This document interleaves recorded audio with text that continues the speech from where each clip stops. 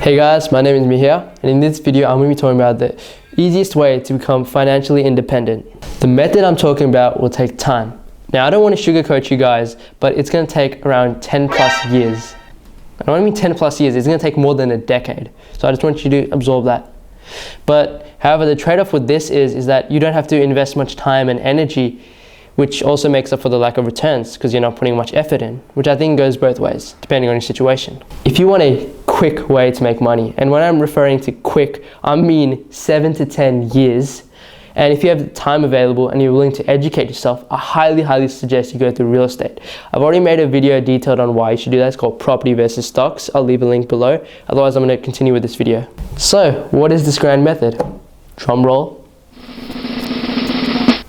Buying and holding ETFs. And if you're not aware of what ETFs are, I've already made a detailed video about that in my channel. Otherwise, in this video, I'll give you a brief overview. ETF, okay, it stands for Exchange Traded Funds. So essentially what happens is you give these companies your money, and with your money alongside other investors' money, they buy into bigger companies such as Apple, Nvidia, MasterCard, Visa, Netflix, Nike, Adobe, just whatever company you can think of. The reason why I like ETFs is that there's a low barrier to entry. Like my sustainability ETF costs around $10 for a unit, just $10. According to CompSec, you need to buy a couple for them to process it. Otherwise, it's $10. How affordable is $10 just to start your investing? It's insane. The biggest barrier to investing for most people is risk. They're like, oh, what if this crashes, or what if this company falls? However, most of your money has been diversified, especially in this ETF, the top 200 ASX companies. So you have a small percentage of ownership in the top 200 companies in Australia. If that's considered risky, I don't know what. Most people rather rely on bank interest rates. But let me tell you something. Most of your interest rates are below inflation. And if you do not know what inflation is, I've already made a video on that, why banks are a scam. Otherwise, I'll do a quick explanation. Basically, inflation is the cost of living. So your interest rate, let's say it's 1.6%. It is for me through ANZ. And inflation right now is around 1.8, 1.9%. So essentially, since inflation is higher than my interest rates, I'm losing money because the cost of living is greater than the compound interest I'm getting through the bank. Does that ring a bell? If it doesn't, say for instance you had $10 stored somewhere in the 1950s or something, and now you whipped it out today. How much will that $10 be worth? It'd be worth like nothing. $10 in the 1950s was worth a lot, but now, due to the federal bank kept on printing more notes, that led to the value of the dollar going down and down and down and down. And that's what I'm trying to say. To give you guys a practical example, I myself have purchased BetaShares Global Sustainability Leaders ETF.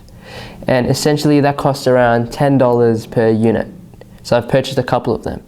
And what happens is that 5% of my money goes into Apple stocks. And you'll be saying, oh, 5%, oh, that's nothing.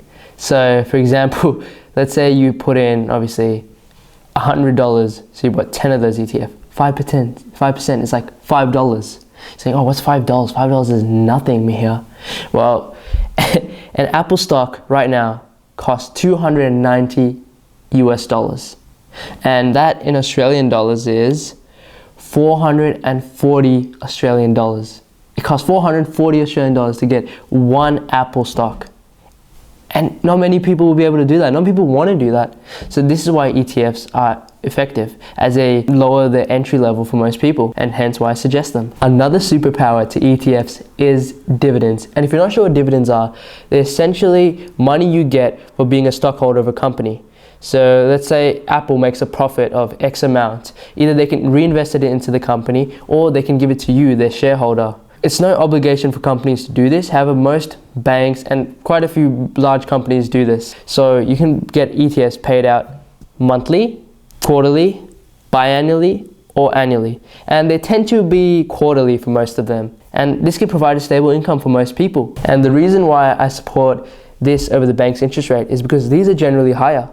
And some ETFs pay based on the stock's value, not on its unit. For example, McDonald's pays their shareholders based on the unit. For example, if you've got one unit, you'll get like 50 cents, 60 cents, something like that. However, some companies pay based on the value of the stock. Essentially, you're going to get an enhanced compound effect if you think about it. Because say you get the 5% dividend. So let's say you invested 100, you get $5, so you're on 105. That's going to be compounded But other than that, you also got the growth of the actual company, which also comes into consideration. Banks don't have that same sort of functionality, and they also have lower interest rates. Like for example, I'm with Aussie High Dividends, and I get a distribution rate per year of 5.6%, and with fees it's around 0.35%. So around 5.3% is my distribution rate.